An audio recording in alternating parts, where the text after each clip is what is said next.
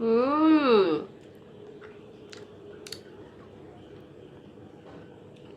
সকল কষ্ট একদম লাঘব হয়ে গেল আমার। সেই মজা হয়েছে গাইস। গাইস দেখেন রোজার বাইট। রোজা কেমন হয়েছে বলবে না? অসম বলার বাইরে কেমন মজা হয়েছে।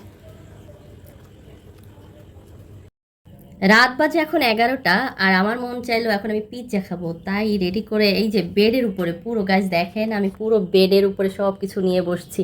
আমার মতন অলস মস্তিষ্কের কেউ কি এই দুনিয়াতে আছে কিনা আমি জানি না। তো রাত 11টা বাজে, আমার খেতে মন চাইছে পিৎজা, আর আমি বেডের উপরে বসে বসে তাদেরকে হুকুম করছিলাম যে এই আমি পিৎজা খাবো, শিগগিরই আমার জন্য সব কিছু রেডি করে সামনে নিয়ে আসো। তো তারা দুজনে মিলে সব কিছু আমার সামনে নিয়ে আসছে এগুলো, আর আমি সব কিছুকে একসাথে এই বলের মধ্যে দিয়ে এখন সব মিক্সড করলাম। আর কি পিৎজাতে যা যা দিতে হয়, এখন কি কি দিতে হয় তা তো আপনারা সবাই জানেন, আমি আর বলছি না, যেহেতু আমি কোনো রেসিপি শেয়ার করি না, আমি দৈনন্দিন যা করি তাই আপনাদের কাছে শেয়ার করি। সো কিছুক্ষণ এটাকে আমি একটু মাখো মাখো করে এখন আমি উষ্ণ গরম পানি, যে উষ্ণ গরম পানি দিয়ে অল্প অল্প করে পানি দিয়ে আমি এটাকে একটা ডো তৈরি করব। ওকে, আমার ডো বানানো কমপ্লিট। এখন আমি আলতো একটু তেল ব্রাশ করে দিব হাতে, এই যে একটু তেল দিব। আমি এখন একটা গরম স্থানে রেখে দিব। সেই আমাকে রান্নাঘরে আসতেই হলো। এখন আমি এখানে মাশরুম বের করে রেখেছি ফ্রিজ থেকে, আর ফ্রিজ থেকে বের করেছি সসেস, মাশরুম, তারপরে মোজারেলা চিজ। এখন আমি এগুলো সব কিছুকে রেডি করব, ততক্ষণে আমার ডোটাকেও একটু ফুলে ফেপে একাকার হয়ে যাবে। আচ্ছা, এখানে আমি সব কিছু দিয়ে মুরগির বুকের মাংসটুকু একটু ম্যারিনেট করে রাখছি। বাটারের মধ্যে দুটা সসেস একটু সটে করে নিচ্ছি। তারা দুই বাপ বেটি এসে আমাকে হেল্প করতেছে, এই জন্য পিছনে দুজন বক বক করেই যাচ্ছে। এই যে আমার জন্য চিজ কুড়িয়ে নিয়ে আসছে। আমার সটে করা হয়ে গেছে। সেই একই ফ্রাই প্যানে আমি ম্যারিনেট করা মাংসগুলোকেও দিয়ে দিলাম। ওকে, একটু বাটার দিয়ে দিই। এখানে পিৎজা ডেকোরেশন করার সব কিছু রেডি, এখন শুধু আমার দেখার পালা আমার ডোটা কতটা ফুলেছে। যদিও বা আমার এখন অনেক রাত হয়ে গেছে, আমি আর ওকে ফুলার সুযোগ দিব না, আমি এখনই তৈরি করে খেয়ে নিব। ওকে, ওভেনের মধ্যে রেখেছিলাম, দেখি তার অবস্থা। খুব বেশি ফুলে নাই, তো চলে, সমস্যা নেই, চলে। এখানে আমি হচ্ছে টমেটো কেচাপ, বারবিকিউ সস, আর হলো এটাকে কি পাসলে পাতা না কি বলে রোজা জানো এটাকে? Oregano, sorry sorry sorry, oregano. এই তিনটাকে দিয়ে আমি সসটাকে একটু তৈরি করে নিব পিৎজা সস হিসেবে। আর রুটি তৈরি করা কমপ্লিট, এখন আমি এটাকে কেচে নিব।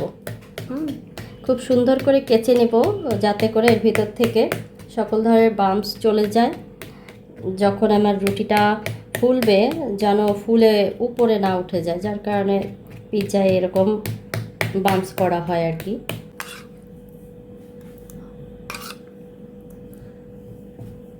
পুরোটা রুটিতে আমি এখন সাজিয়ে দিব।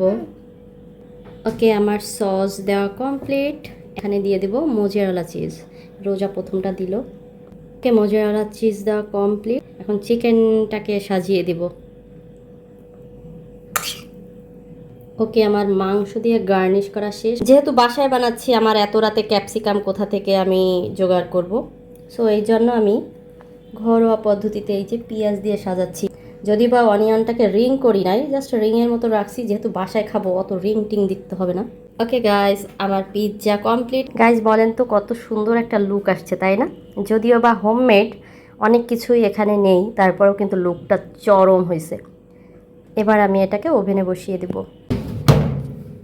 এইবার অপেক্ষা করার পালা 15 মিনিট। টানা টানা টানা টানা টানা টানা টানা টানা টানা, চলে এসেছি এই যে আমাদের পিৎজা নিয়ে। এখন পিৎজাকে আরেকটু ডেকোরেশনের করার পালা।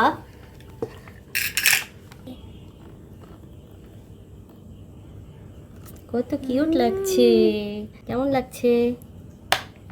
অসাম। ওকে, এবার খেয়ে দেখার পালা। ওকে, রোজা এখন কাটিং করছে।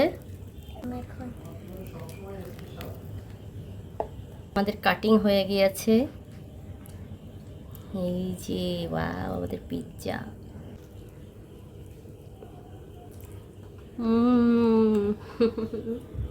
অসম। গাইস নিজে বানাইছি তার জন্য বলছি না, আসলে চরম মজা হয়েছে, চরম মজা। ওকে,